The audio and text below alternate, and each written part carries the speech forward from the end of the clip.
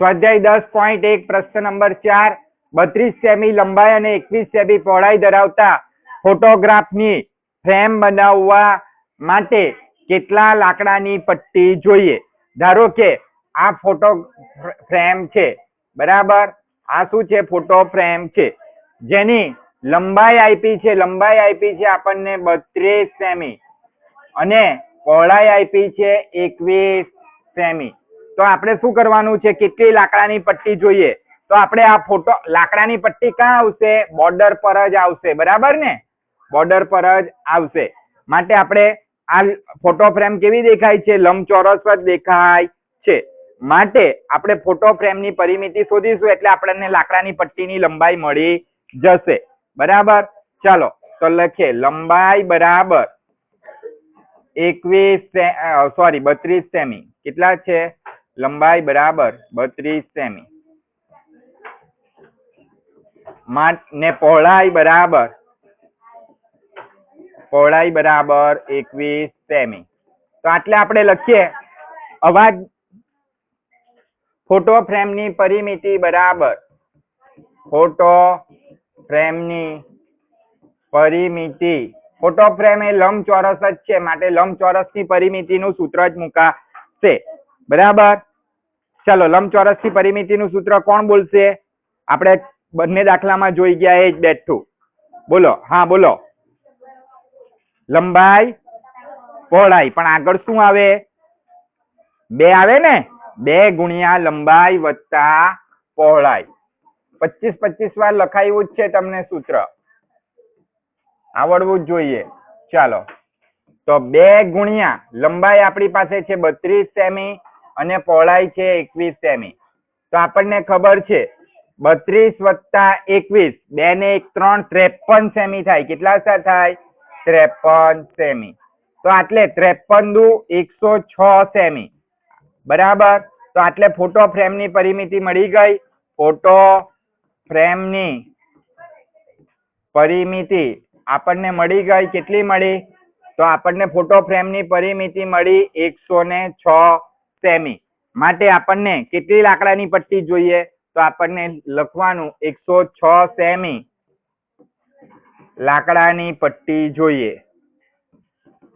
લાકડાની પટ્ટી જોઈએ.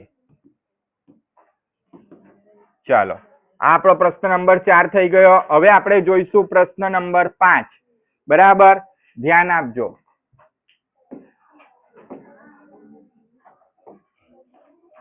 પ્રશ્ન નંબર 5. ચાલો શું કીધું છે?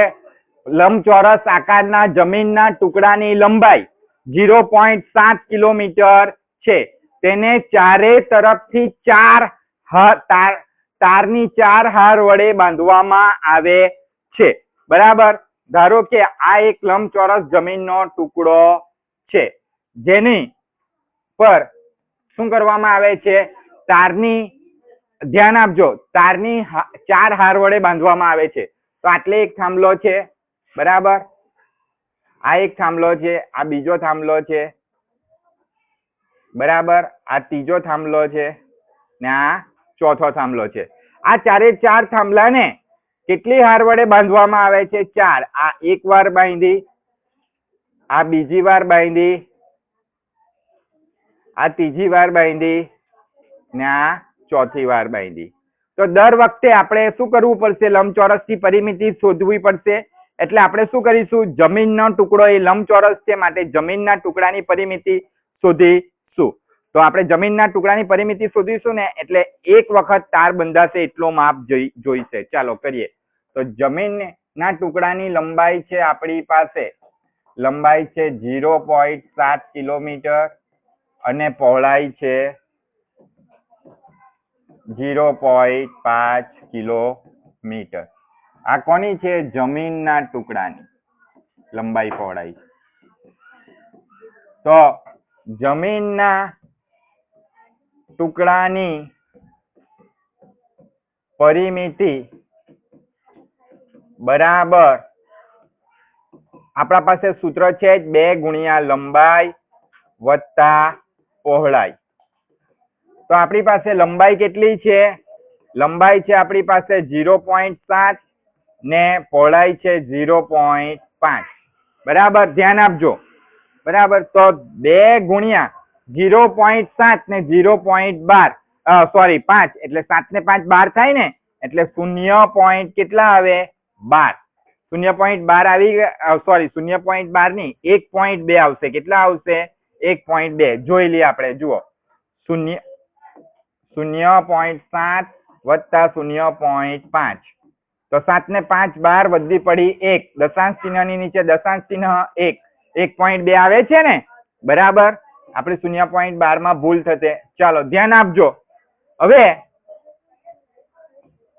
આપણને જમીન 12 દુ 24 એટલે 2.4 કિલોમીટર આપણને શું મળી? જમીનના ટુકડાની પરિમિતિ મળી. આપણે એક તારની હાર બનાવવી હોય તો કેટલો ટુકડો જોઈએ? 2.4 કિલોમીટર.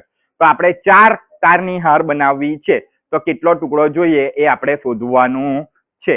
અને 4 વડે ગુણી રાખીશું એટલે પણ આવી જશે, પણ આટલે આપણે લખી દઈએ કે એક તારની હાર બનાવવા 2.4 કિલોમીટર જોઈએ. તો તાર જોઈએ, તો 4 તારની હાર બનાવવા કેટલા કિલોમીટર તારની જરૂર પડે? એટલે આપણે સિમ્પલ 4 ગુણ્યા 2.4 ચોકડી ગુણાકાર ને આ એક કા આવશે નીચે, તો 2.4 ગુણ્યા 4 છેદમાં 1. તો તમને એટલે દશાંશ ચિહ્ન ભૂલી જવાનું. બરાબર, અત્યારે ભૂલી જવાનું. 24 દેખાય છે તો 24 4 વાર કરી નાખો. 24 ગુણ્યા 4, 4 4 વાર 16 વધી પડી 1. 2 4 વાર 8 ને 1 9. કેટલા આવ્યા? 96 આવ્યા ને? ચાલો, દશાંશ ચિહ્ન કેટલા અંક પછી છે? 1 અંક પછી છે ને, એટલે 1 અંક પછી દશાંશ ચિહ્ન. માટે આપણો જવાબ આવી ગયો 9.6 કિલોમીટર. એટલે આપણને કેટલી લંબાઈનો તાર જોઈએ?